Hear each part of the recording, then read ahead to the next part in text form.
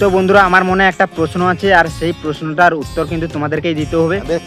তো প্রশ্নটা হচ্ছে যে মেয়েদের তো দাড়ি টাড়ি কিছু বেরোয় না, তাহলে মেয়েরা রেজার কি করতে কিনা?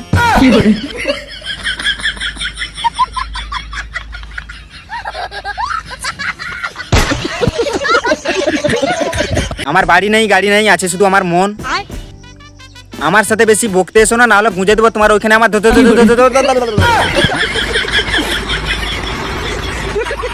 তো বন্ধুরা নিজের বাচ্চা না থাকলে পরের বাচ্চাকে কোলে নেওয়া যায়, কিন্তু নিজের বউ না থাকলে পরের বউকে কোলে নেওয়া যাবে না কেন?